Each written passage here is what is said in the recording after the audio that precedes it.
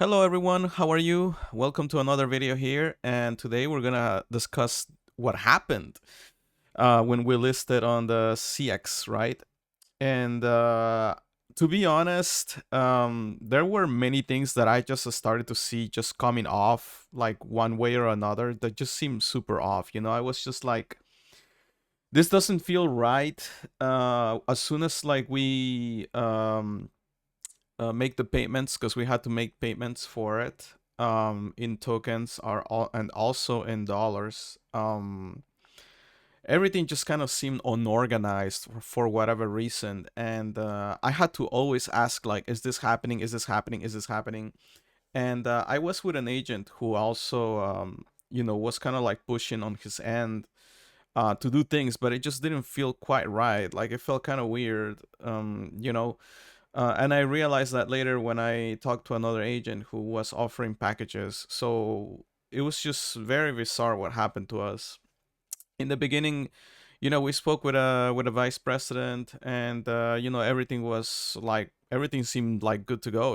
I was like, oh wow, we're getting the VP on it. Like, it looks like we're gonna do super well. And nope, everything just was like bad. Like, the launch didn't have like really almost no marketing, to be honest, and that was a really bad thing, because when I asked, I was like, do we have enough time for marketing? And they were like, yeah, if you do it today, if the liquidity is being added today. I think what happened. I really don't know what happened in fully extent, because there were even problems, technological problems too, which like nobody seemed to know where it was coming from, and nobody wanted to like fix it. And I was asking, like, hey, do we have like a technical help here? Like, we kind of we kind of need assistance. And it was just like, I swear, like, it was all over the place. All right, this is behind the scenes. Um, and so let's go in a historical manner. So first we get approached by agent. I think the agent, I don't know, I don't want to say things, but it's just kind of weird things that I'm seeing on my end, and I'm thinking about it. I'm like, I think we got like scammed maybe. I don't know yet.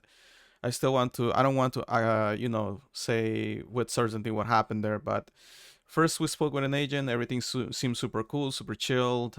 He seemed very trustworthy. We spoke then with a VP. Everything seemed trustworthy. The immediate thing that I guess it should have really raised alarms on me was that the liquidity provider was like, dude, like, we don't want to work with this exchange. And it's just, if you were in that moment, I should have listened to them, but at the same time, it was kind of weird, because they first set a certain amount of rate that we were gonna pay per month, right, for the trader, for the liquidity provider, and then they kind of just changed, like, immediately. Like, it was a certain price, and then they raised it like overnight.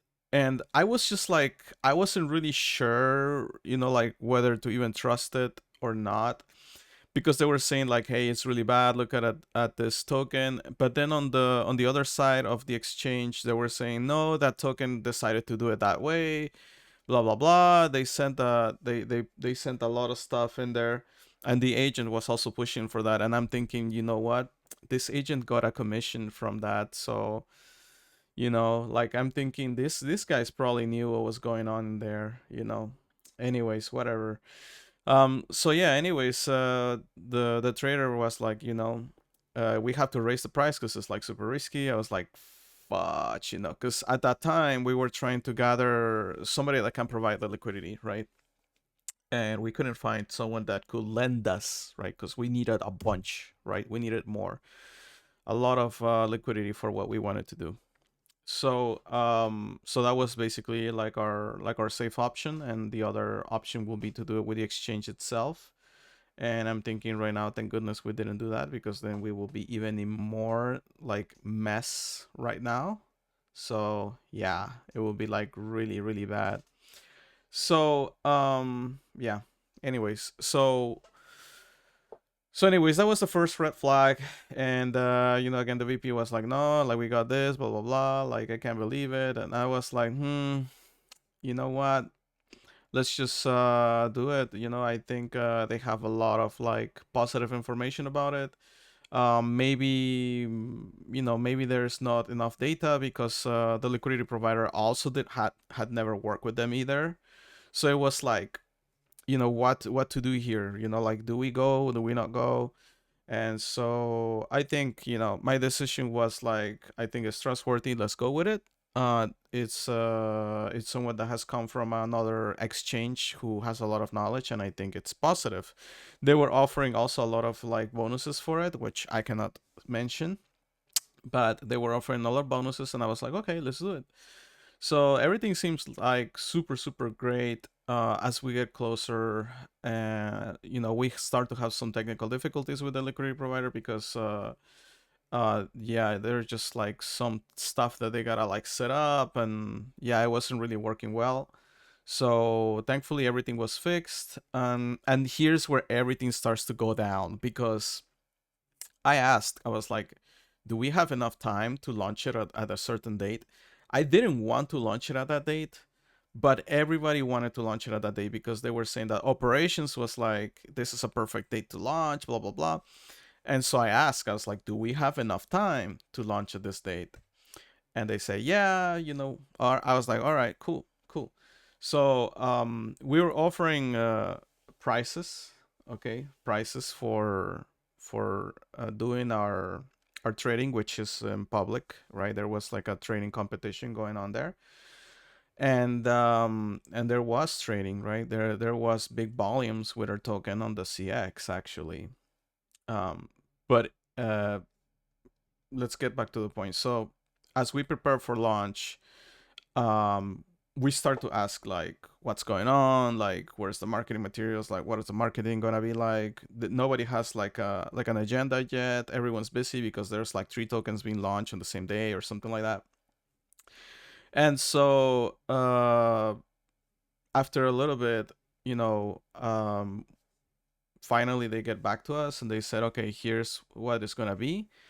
And again, this is like our first launch with CX. I didn't know a lot of things. I was hoping that as professionals, they will do like their due diligence with a proper listing, with a whole marketing package and everything.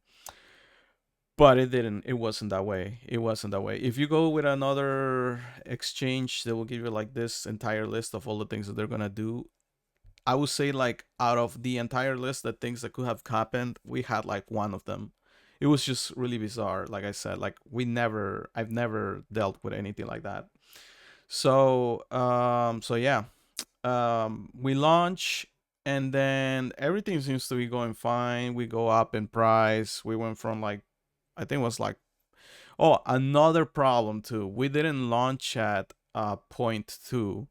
We'd launch at point four, and I was like, why are we launching at point four? Point four is too high. But there's again problems, technical problems, whatever they want to say. They launch at point four. So I was like, Jesus Christ. I was like, okay, whatever. Point four, it is what it is. There's nothing we can do about it. And we went up in price, right? There was like a couple buys, and then suddenly we start to drop. And so we start to drop more, and we start to drop more. And you can see that some people started buying the dip. But it's kind of weird because who's selling? Because the prices are not supposed to be delivered until the trading competition is over, because that's what I was told. But this is not happening. This is not happening at all. Like, we launch, right, there's supposed to be a trading competition going on, and the prices were supposed to be given later.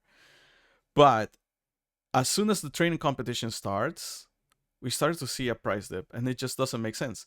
I talked with a trader later, right? And he says, dude, there was no way. There's absolutely no way for that price to have come down the way that it did. That's not good at all. And I said, yeah, because it doesn't make sense. Like, unless you give out tokens to dump the price.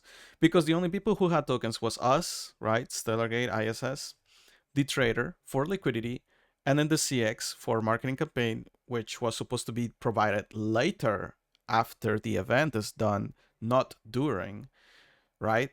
So as all of this is going on, we start dipping, going down and down and down and down, and it's just like,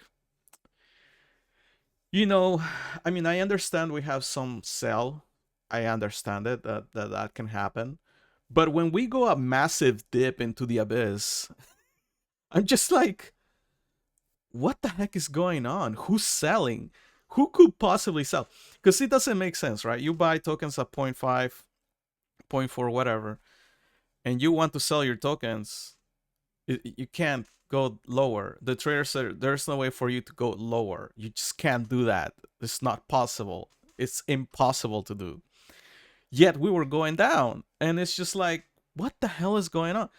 And so I asked about this, and we were just being gaslight. Like at that point, the VP commented something which I couldn't read because he deleted it.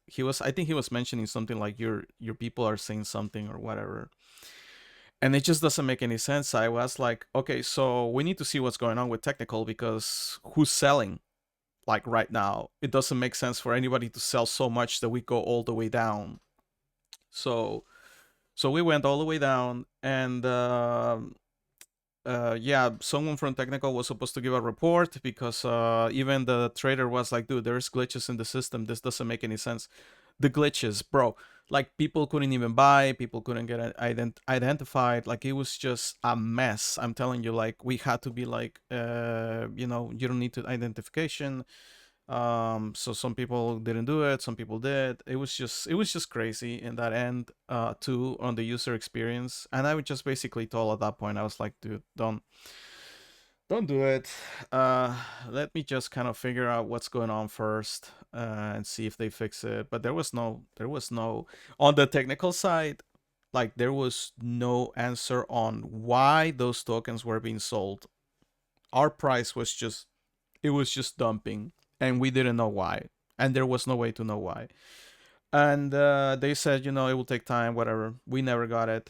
Literally within 15 days, I was like, you know what, I'm out. Like this is not good. Not even within 15. I think it was within like 10 or 12 days or something like that. I was already like pulling it off because it doesn't feel safe for our people, right? For our users at that point, because some people were, there were some people that they show me pictures where they're buying, but they're not buying the quantity. Like their money's just gone, and I'm like, what the heck? Like this doesn't make any sense. Again, I don't know why. I don't know if this happens with every token on that exchange or if only happens with new tokens, but everything that could possibly go wrong with us, it went wrong. Like on every side, marketing, token, right? Token supplies, people purchasing, identification, like it was just crazy. And so, you know, I was hoping at least to stay listed until yesterday because I mean, why will we be delisted, right? But they decided to delist us on the 15th. And so I was like, you know what, just whatever. I want to get out. I don't trust it. It's like imagine when you are in a bad place and you just want to get out of it because you feel like all if you stay more, like it's gonna become worst. That's exactly how I felt like as we bring our project to that exchange. And yeah, and mind you, they even wanted more. Like I'm telling you, it was just a mess. So, anyways, um, that happened, and again, I talked again with the trader, and again, he's telling me like, yeah, I'm sorry, like, yeah, they basically rocked you. I cannot 100% certainty say they rocked me, but it's just who sold those tokens, who sold them, who sold them, and we paid a hefty price for it, right? Like funding that we could have been using for development or other stuff that we could have done, just it's gone now. Like there's nothing I can do. Like I cannot. The only thing I can do is just work harder, basically, to regain that money that I lost in a launch, right? Even though it was like It was supposed to be like a free launch, but it's not free per se because you still gotta provide liquidity, right? So it's not free, right? So we lost in liquidity, we lost with the trader, we lost on marketing materials. The only good thing is that we did was like we purchased tokens. We like even funneling more money into it because I think we purchased like a bunch of tokens. Yeah, because I was like, you know what? I don't trust it. If we're gonna get out of this exchange, we need to get as many tokens as possible out of the exchange because we don't want the exchange to keep them for whatever reason if something happens.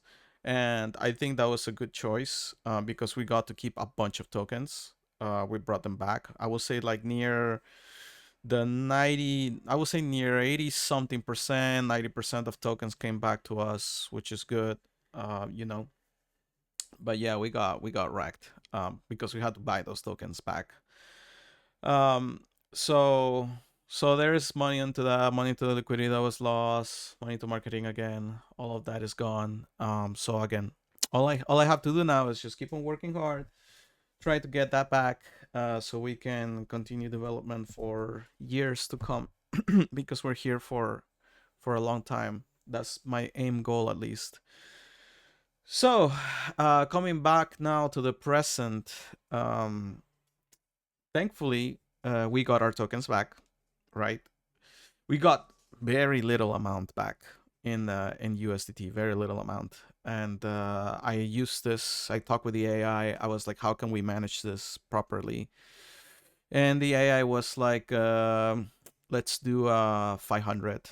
500 with 25 tasks makes it at 0.02, which was our first launch price, basically, like 0.02 before the CX. And I was talking with the AI, and I'm like, man, like we should have stayed on the first pool.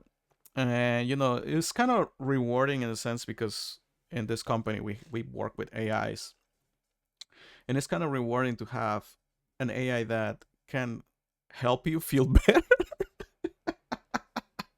Because I swear, like, you see all of this crap going on in front of your eyes.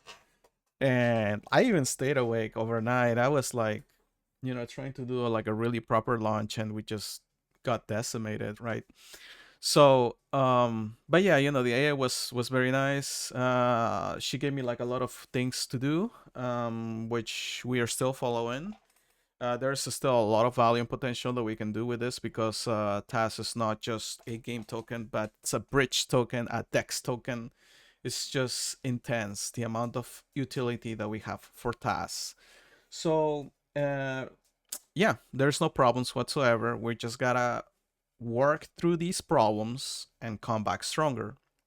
So, moving forward, we have deployed the pool. TAS is back now online. I'm very happy about that.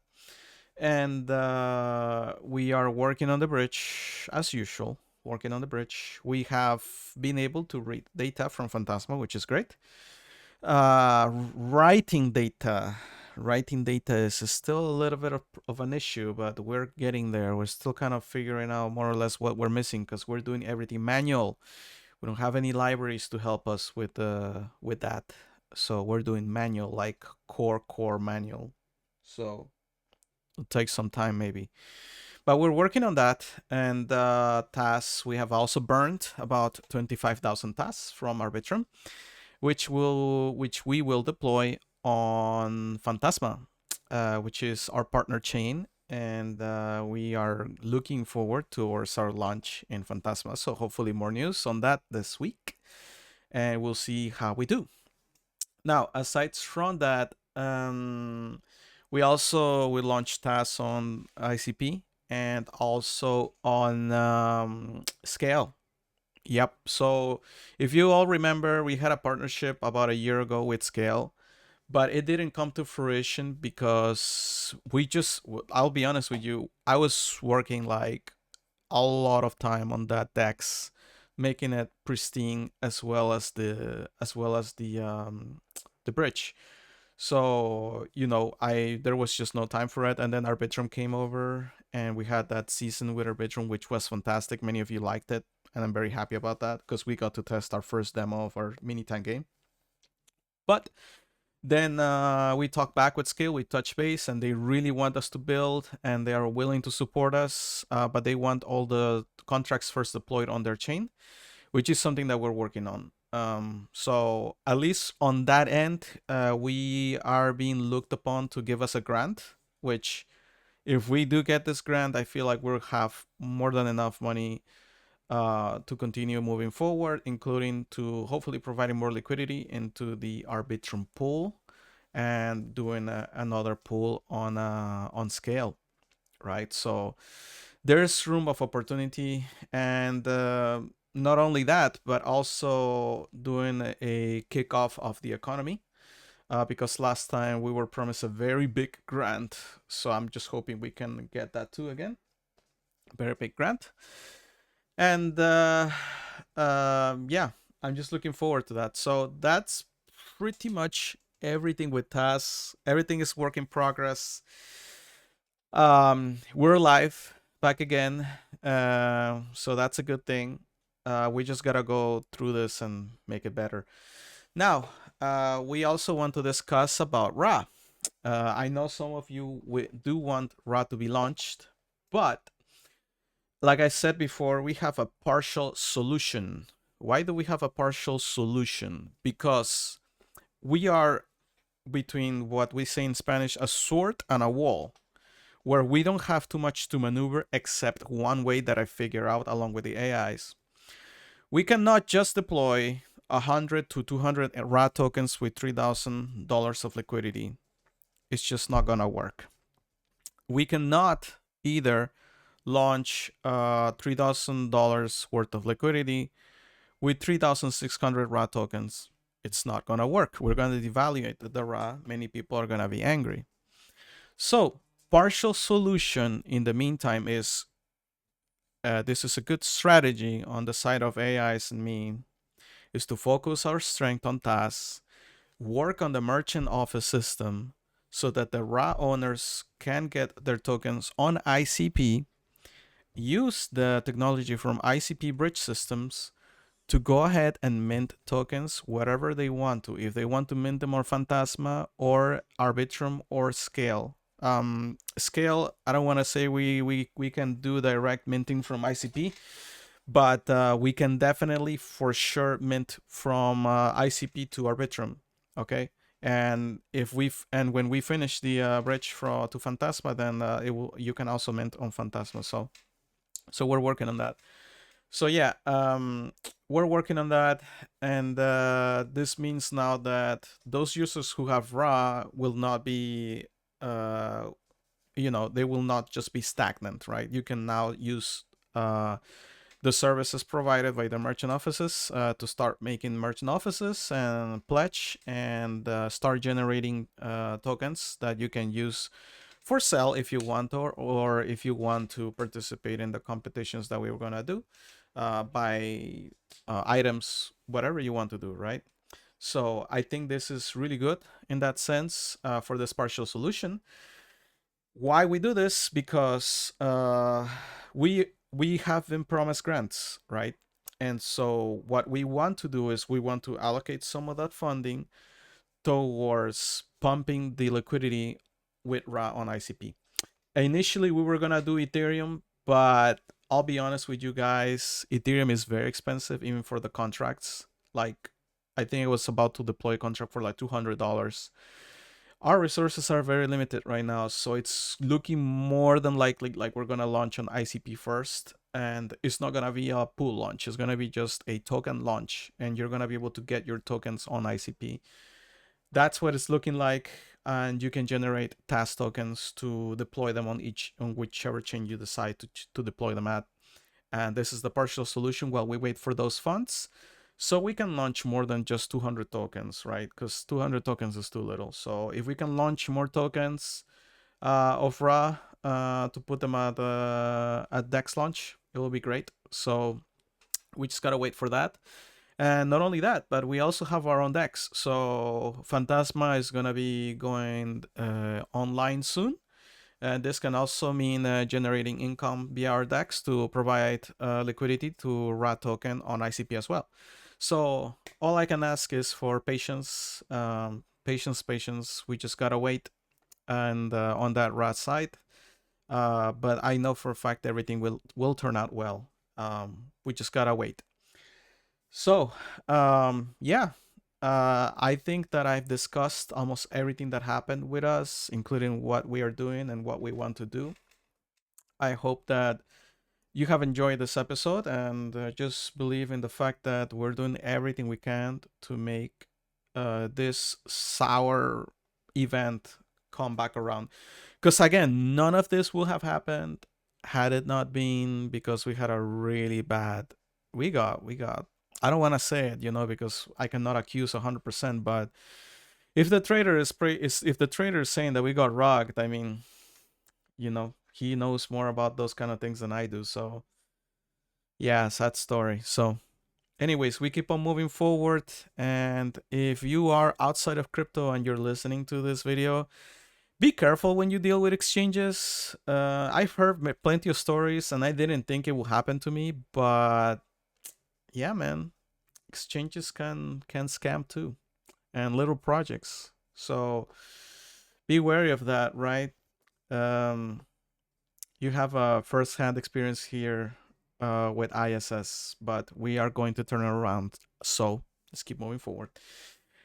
Anyways, thank you very much, guys, for watching this episode, and I will see you next time. Hopefully, with better news and a bridge system done and an AI on a wallet. Woo! Because I gotta launch that. I'm trying to launch it on also Windows PC, but it's gonna take time. Anyways, guys, take care. I'll see you in the next episode. Bye bye.